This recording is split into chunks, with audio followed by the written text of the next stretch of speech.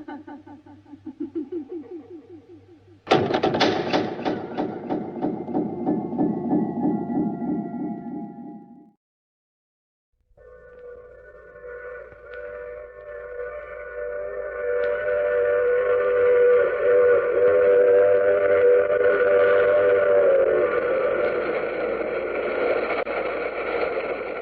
Mutual Broadcasting System presents The Mysterious Traveler, written, produced, and directed by Robert A. Arthur and David Cogan, and starring one of radio's foremost actors, Chuck Webster, in The Man Who Knew Everything.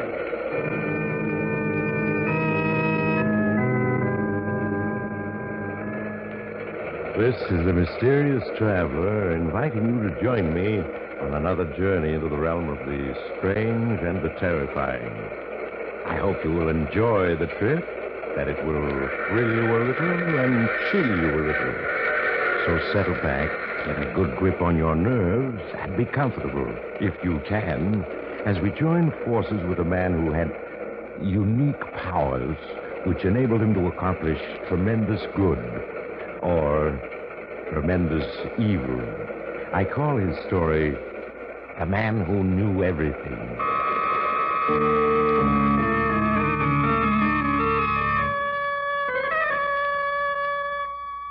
My story begins in a small, very expensive nightclub, the Crystal Club. The room is crowded with men and women in evening dress, there to see and hear the star attraction, Randor the Mystic, mind reader extraordinary. In a small office with the door locked, Nick Thompson, owner of the club, and his press agent, Jerry Fenton, are in conference. I don't like it, Jerry. I tell you I don't like it. The grand jury is all set to bring in an indictment against me. The heat's on and my contacts with City Hall are no good anymore. Well, it seems to me, Nick, about 5 years ago, there was another grand jury camping on your trail. But all of a sudden, they lost interest, right? Yes, that's right. I sort of heard rumors that those grand jurors got a few anonymous phone calls suggesting what might happen if Nick Thompson was indicted. They did. That's when they lost interest. But it won't work now, Jerry. You're not turning soft, I hope. Could I handle the gambling monopoly in this town if I was soft?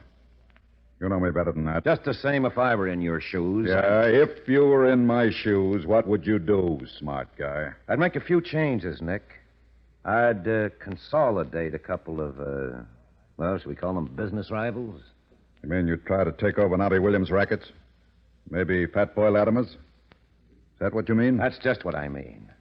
I've been wondering for 2 years why you let him alone. You sap. Times have changed. This investigation proves it.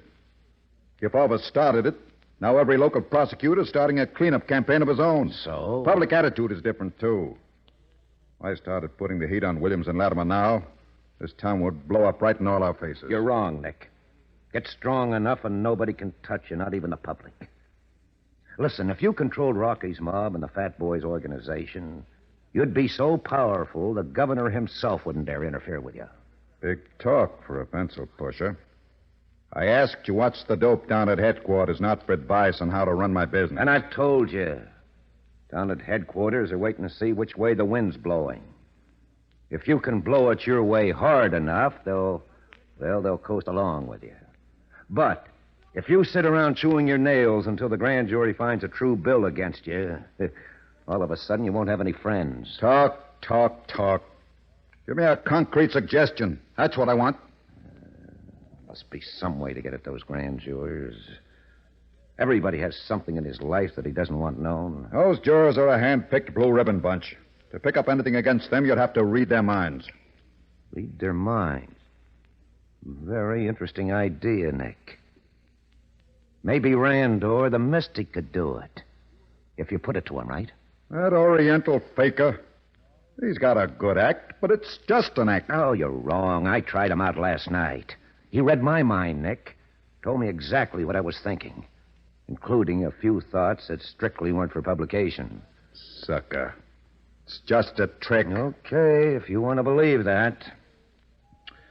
Well, if you're through weeping on my shoulder about the grand jury, let's step out and watch Randor put on his act. No need to. I can switch on my loudspeaker in here and hear everything going on outside. Very convenient. It comes in handy. And so, Yeah, there he is. gentlemen, I shall demonstrate the mystic powers which I bring from the sacred Orient. I shall not ask you to write questions on a piece of paper. Just think them. That is all. Think them, and I shall answer them. What hooey. But they eat it up. I tell you, it's not hooey. I perceive a thought. A certain gentleman is wondering if his wife knows where he was last night. No, sir, she does not. But please, such trivial thoughts, I must not waste my powers on them. Ah, here is something else. It's just a test, but it may convince you. The lady in the red dress wishes me to tell her what her automobile license number was in 1945. It was YX4590. Am I correct? She is nodding.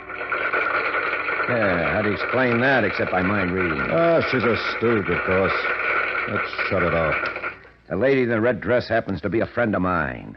I asked her to try out Randor with that question. She's no stooge. Listen, if he's not a fake, why doesn't he use his mind reading to make some real dough? Could clean up at the races on the stock market. Oh, the Swami's a dope. He says his power mustn't be used for personal gain. He sends all his earnings to the famine sufferers in India. Oh, hooey. Forget Randor. What are we going to do about the grand jury? Well, I'll think of something. Oh, by the way, where's Randor live? 311 West Street. Why? Just curious. Well, I'll drift along, Nick. And meanwhile, I'll work on your problem.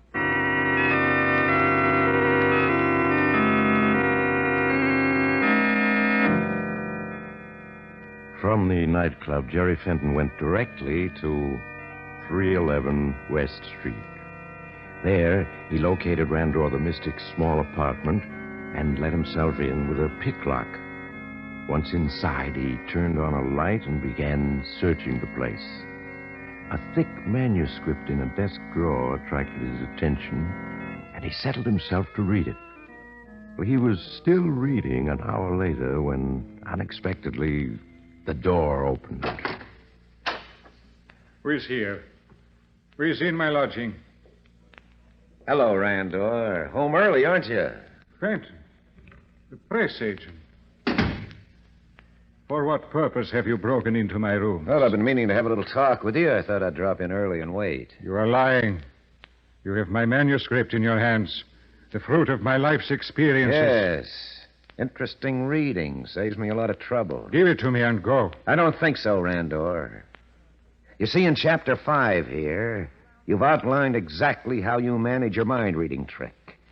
Very interesting. Now I savvy those cough drops you're always chewing. They're doped with a drug which sharpens your mind so that you can really catch what someone else is thinking. That is true.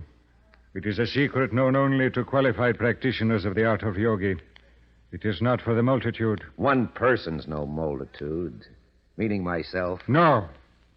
You must not tamper with such powers. Your knowledge is not great enough. It's great enough to get me the right stuff from a drugstore to make a mind reader out of me, too. That's all I need, Randor. No, I read your thoughts. They are evil. You wish power, wealth for yourself. You intend to use criminal methods to get them. So what? Do you know a better way? I cannot permit it. You can't stop it, old man. I've got the secret now. That's all there is to it. You must forget it, or else you must die. You're going to kill me with that little knife? You're making me laugh, Randor. Now, take No. it. No. There. But I won't use it on you. I have a better idea. This pillow. I hold it over your face for a couple of minutes. Well, tomorrow the cops will think your ticker just gave out. No, you dare not. This power you have stolen, it will turn on you. Men's thoughts are not to be trusted. You will discover... Okay, that... Randor. Attention, you must not... Sorry, Randor. Nothing's stopping me now. I'm on my way to the top.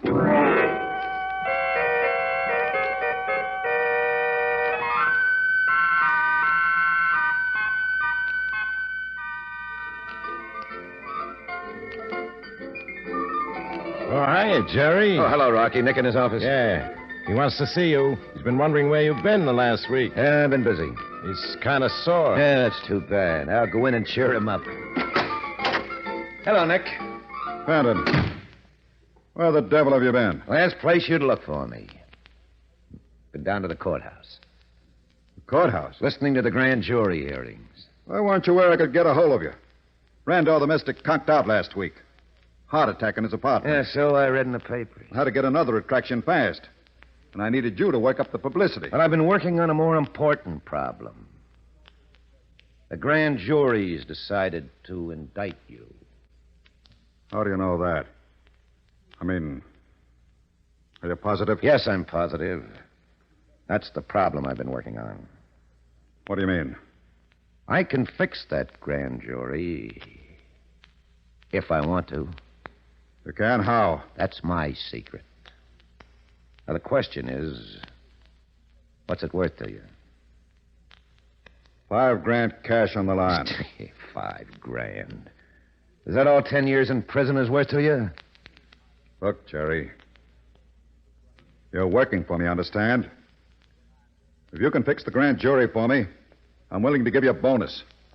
But you can't hold me up. I want an equal partnership in all your operations. This club, your gambling concessions, everything. A half interest? You must be nuts. Well, if you go to jail, you lose everything. Well, is it a deal? You're getting some big ideas, Jerry. You don't know how big. Confidentially, Nick, I expect to be governor of this state someday. Governor? You? And I may go beyond that. But right now, the question is, am I in for a half interest or not? Okay. Deliver the goods and it's a deal. All right, I'll start right now. I have here the names and phone numbers of 3 members of the grand jury. I'm going to phone them. You can listen in on the extension. The first one I'm going to call is Jones, a foreman. Go on, listen in, Nick, but don't say anything. Okay. Hello, this Mr. Jones? Oh, this is a friend calling, Mr. Jones. I have some advice for you. Tomorrow, when the grand jury meets, you're going to prevent it from indicting a certain Nick Thompson.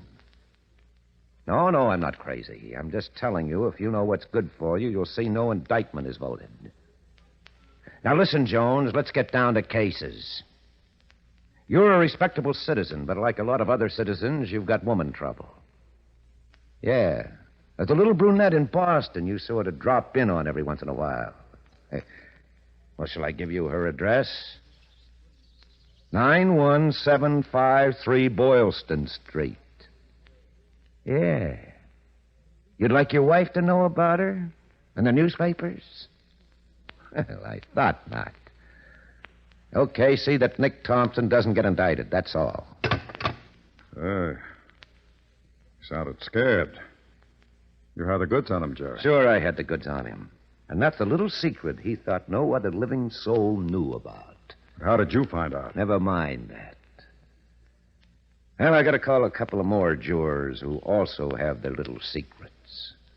And then we can talk, Nick.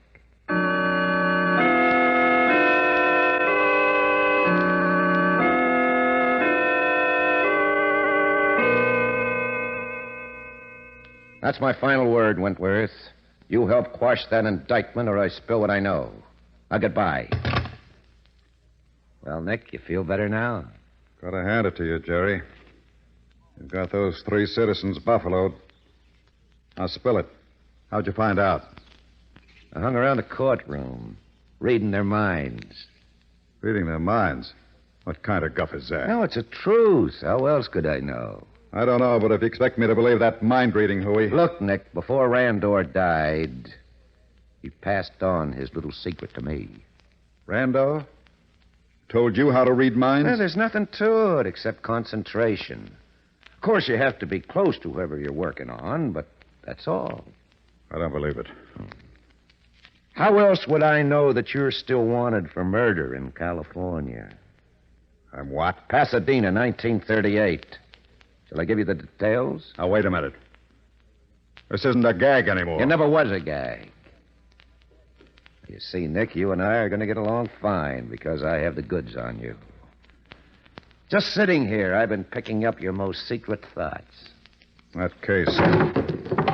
You should have known about this gun. But you didn't. Yes, I did, but you can't kill me. You're not human. A bullet won't stop you like it will somebody else. Sure it will, but that gun is busted. Been busted for weeks. You just neglected to have it fixed. Well, I'll be... All right, it's busted. Rocky! Rocky Brogan! Yeah, Nick? Come in. Close the door. Sure, Nick. What's up? Fenton here. He's gotten a few big ideas. Too big.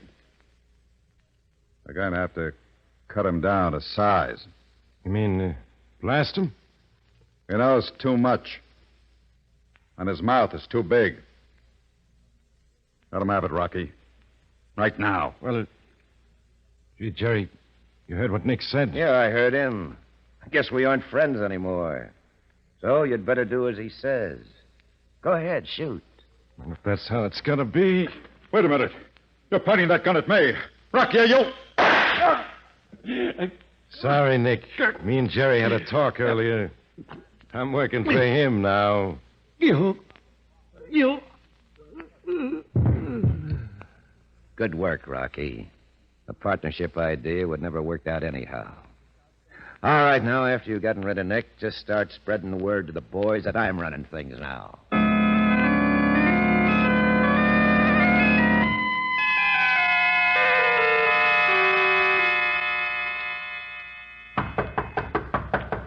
Come in. Hello, Jerry. Oh, Rocky, sit you down. Thanks. I want to talk to you, Jerry. Well, I'm rather busy, Rocky, unless it's something important. It's pretty important. See, the boys are getting restless. They're waiting for you to deliver. Waiting for me to deliver what? Well, you know you said you were going to expand, take over Nobby Williams' territory and Fat Boy Latimer's. Well, I'm already doing it, Rocky. I started a week ago. Yeah, but how? You had a conference with Nobby and the Fat Boy, told him everything would stay just like it was. Well, that's what I told him, Rocky. It doesn't have to be true. I don't follow you. Now, look. At that conference, I learned certain things. Yeah? Now, never mind how, but I learned. I learned about 2 murders for which Nobby Williams can get the chair. I discovered enough about Fat Boy Latimer's income tax cheating to get him 10 years at Leavenworth. You did. But I was there. I didn't hear you. Never mind what you did or didn't hear. I got the information. I gave it to the authorities days ago. And as soon as they pin it down, Nobby and the Fat Boy will be booted into jail. When that happens, their organizations fall into my lap just like ripe plums. Yeah, but can you be sure it'll work? It'll work. And it'll mean we don't have to fire a shot. The public will never know anything's happened. Now, there's only one drawback, though. Yeah? It's going to take a little time. The boys will just have to be patient, that's all. Well, I suppose I can calm them down. But, Jerry, we got to have dough. We've been laying low since the big investigation started, not taking in anything.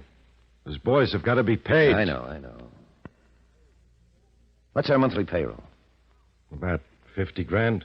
I need some capital for operations, too. Oh, you see, Rocky, a little later I'm going into politics. Politics? In fact, I expect to be governor in about, 5 years. Governor? Yeah. You? Jerry, you sure you got all your marbles? Listen, Rocky, and get this straight. Yeah? I have a way of learning anybody's most closely guarded secrets. Anybody's. Yeah, but Jerry... I told you about that little deal out in St. Paul, didn't I? The one where you started... Please, Jerry, not so loud. Somebody might hear. I could get the chair for that. You will, too, if you step out of line. Now, tell me, how did I find out about it? I don't know. This was by magic. I'd have sworn nobody ever... All right. Call it magic if you want. Now, just think. Suppose I can find out the one thing any man, is afraid of having known. Well, then I got a handle over him, haven't I? I'll say you have. So I go to all the big politicians, one at a time. I convince them I know their entire past, every dirty deal they've ever been mixed up in. Well, they'd make you president to keep you quiet. That's what I'm figuring on. But that's for the future. Right now, I need quick money to operate on. Yeah, I could get it in Wall Street, but big financial deals sometimes take a year to set up. The boys won't wait that long. I know. So, you got any suggestions? Yeah, I do. Something I had my eye on for a long time, only Nick wouldn't let me try it. A payroll stick-up. Payroll? Yeah. Well, maybe he just wants to get going, if it's safe enough. It'd be a cinch. It's the S&J company across the river. Every Friday, they send an armored truck to the bank, pick up $125,000, cart it back. If we could pick off that truck some nice, safe way... $125,000. That's right. All right, Rocky, I'll look into it. And for a beginning, I'm going over to talk to the treasurer of the S&J company. Yes, I may be able to learn a lot from him.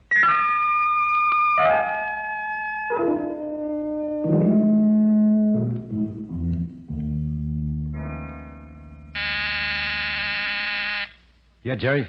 Come in, will you, Rocky? Right away, Jerry. Close the door, Rocky. I got some dope for you. You mean about that payroll job? That's it. Yeah, it's all set. Now, this is Friday. By 10 p.m., we'll have that payroll. Have you got it figured to take the armored car? We don't need to. Don't need to, but... For your information, the money is not carried in the armored car. That's a bluff. A bluff? The payroll's actually delivered in an old truck marked Tropical Linen Supply Company. You're kidding. An hour after the armored car leaves, the laundry truck drives up at the rear of the bank. The driver, he's a little man wearing horn-rimmed glasses, carries in a bundle of clean towels, comes out with a bag of dirty ones. The payroll's hidden among the dirty towels. How'd you find all that out? Oh, I talked to the S&J treasurer. The rest is my secret. Okay, Jerry. Okay. So tonight, follow the laundry truck. Pick it up. Take it to our own garage. Get the payroll, then get rid of the truck and driver. After that, report back to me. Well, if you can work like this all the time, Jerry, Yeah? why stop at becoming president?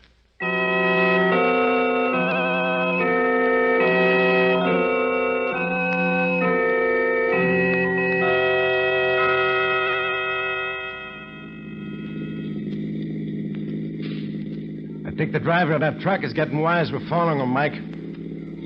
Yeah, speeding up a little. Now move up and cut him off. It's time to take him. Okay, swing in. Swing in. Force him to the curb. All right, that does it. I'll take him. You follow. Okay, fellas, sit tight. You won't get hurt. What's the meaning of this? I don't understand. You will fast enough. Now move over. I'm getting in. But you can't. This is my truck. Oh, a gun, huh? Now, Buster, you and me are going for a nice little ride. I'm the new paymaster. I'm picking up that payroll you gotten back. You're crazy. I haven't got any payroll, just dirty towels. Yeah. We'll see, Buster. We'll see.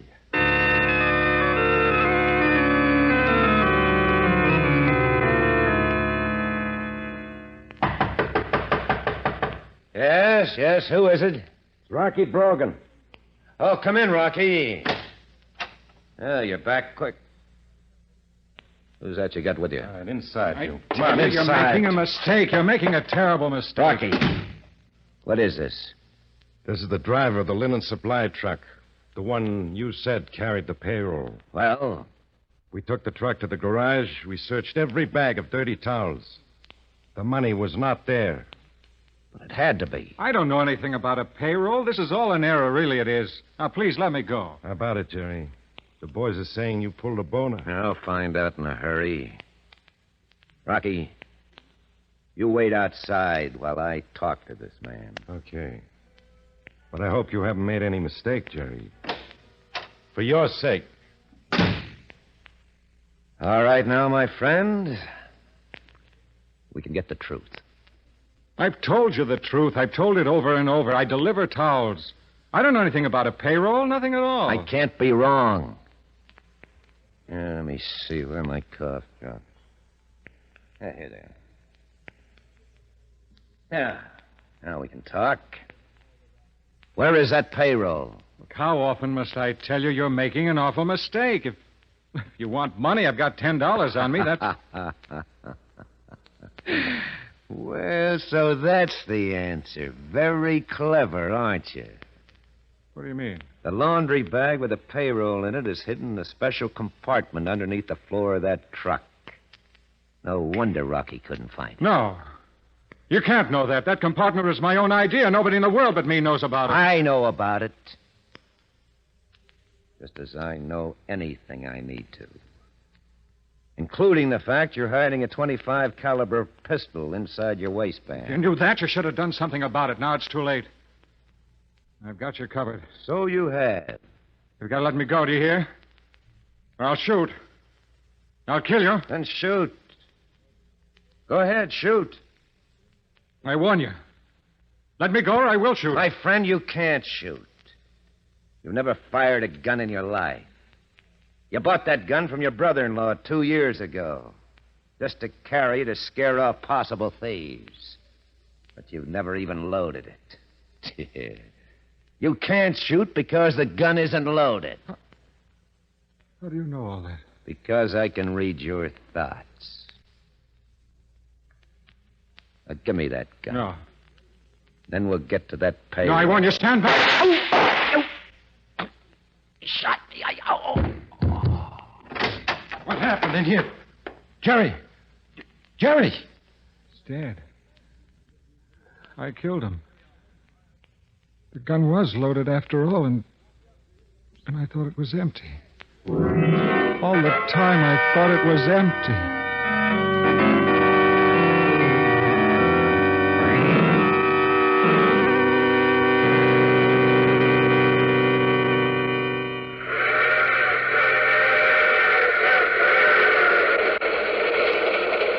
This is the mysterious traveler again. Poor Jerry. He was all set to become the greatest man in the world. Now he's just another name in the cemetery. So that's what Brando, the mystic, meant when he said men's thoughts are not to be trusted. When a man doesn't even know his gun is loaded, what good is it to read his mind? But perhaps Jerry's fate will be a lesson to you. Don't depend on someone else to do your thinking for you, because sometimes you may find... Oh, you'll have to get off here. I'm sorry. But I'm sure we'll meet again. I take this same train every week at this same time.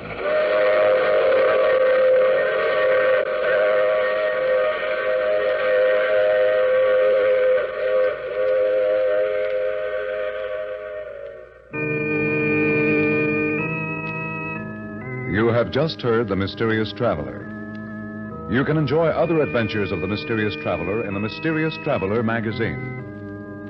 In our cast were Chuck Webster, Santos Ortega, Brett Morrison, and Maurice Tarplin, who played the title role. Original music by Fred Mendelssohn. All characters in this story were fictitious, and any resemblance to actual persons living or dead was purely coincidental.